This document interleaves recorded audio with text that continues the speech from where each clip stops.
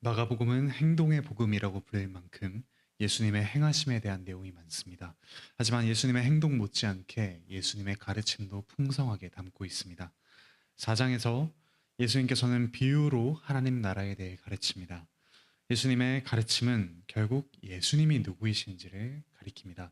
예수님께서 바로 그 하나님 나라를 가져오신 분이시기 때문이죠.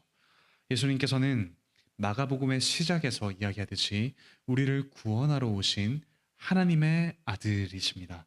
비유를 하나씩 살펴보며 예수님께서 하나님의 아들로서 가르치시는 그 가르침을 받읍시다. 첫째로 1절부터 20절은 씨 뿌리는 자의 비유입니다. 하나님의 말씀에 대한 네 가지 반응이 나옵니다. 그런데 사실 이것은 두 가지 반응입니다. 믿음 없는 자의 반응과 믿는 자의 반응입니다.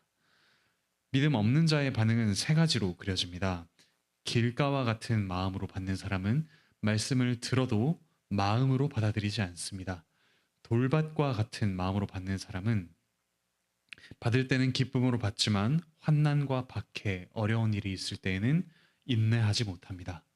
가시떨기 같은 마음으로 받는 사람은 염려와 유혹과 근심으로 욕심으로 인해 열매를 맺지 못합니다.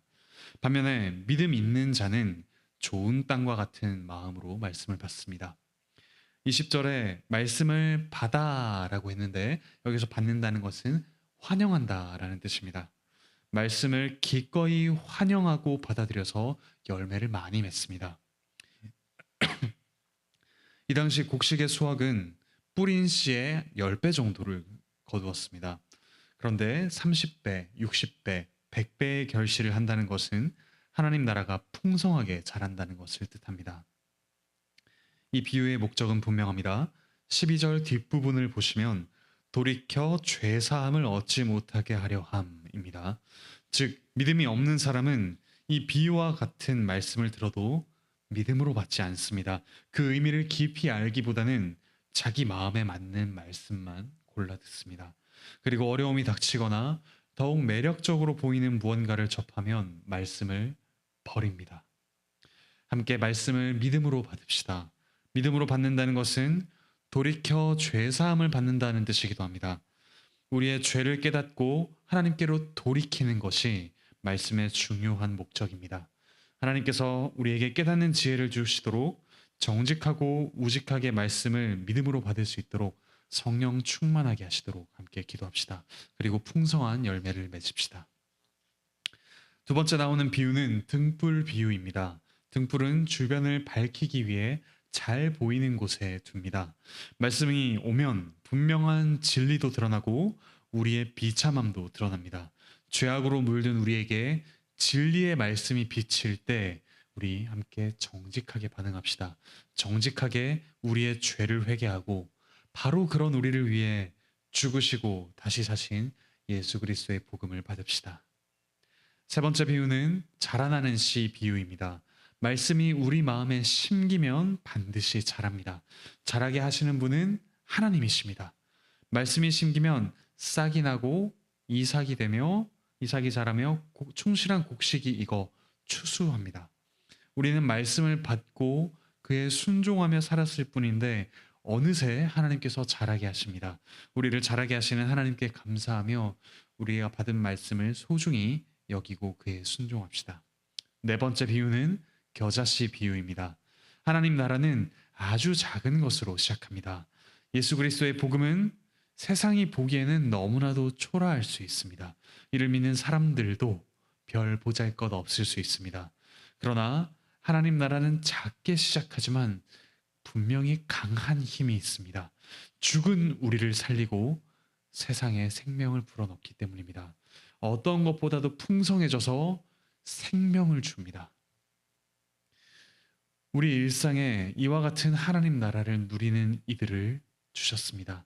작고 초라해 보이는 우리 성도와 또 가족 한 사람 한 사람을 소중하게 여깁시다. 우리 한 사람 한 사람 그리고 하나님 나라는 영원하고 값진 존재가 됩니다. 이런 네 가지 비유 후에 예수님께서 바람과 바다를 잔잔하게 하신 사건이 나옵니다. 예수님께서는 이와 같은 비유를 들은 제자들의 그 믿음이 성장하기를 기대하십니다.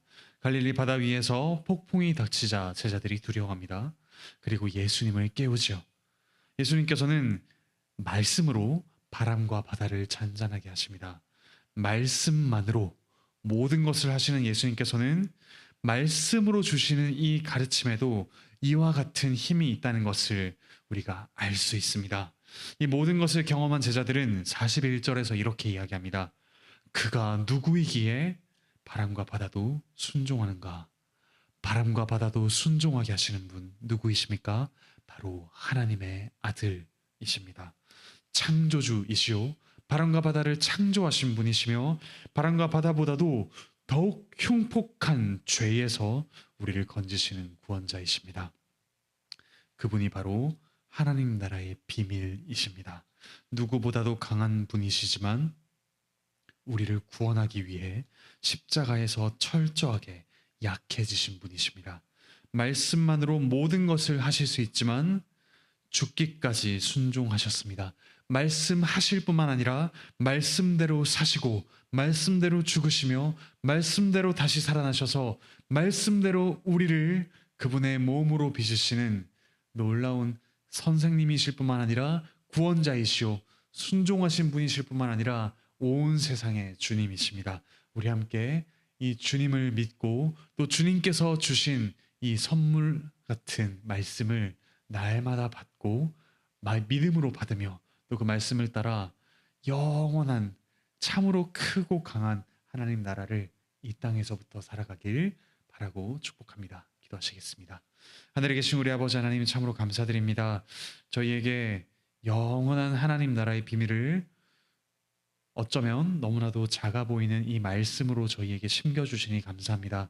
그러나 저희에게 주신 이 말씀이 곧 말씀으로 세상을 창조하시고 또 세상을 평온하게 하시는 하나님의 능력 있는 같은 말씀임을 저희가 믿고 바라게 하여 주시옵소서. 또한 이런 저희를 구원하시기 위해 말씀하신 그리스도께서 말씀대로 이 땅에 오셔서 죽으시고 부활하시며 저희를 살려주시니 참으로 감사드립니다. 능력 있으신 그리스도의 참으로 연약해 보이는 십자가 죽음 그 안에서 전능하신 하나님을 보게 하시며 하나님을 따라 오늘 저에게 주신 말씀을 하나하나 감사히 받고 순종하게 하여 주시옵소서. 몸과 마음의 아픔으로 고통받는 이들 주께서 회복시켜 주시고 주님의 말씀이 저희 직장과 가정과 학교 가운데 이루어지는 것을 기대하며 말씀에 순종하게 하여 주시옵소서. 감사드리며 예수 그리스도의 이름으로 기도합니다. 아멘.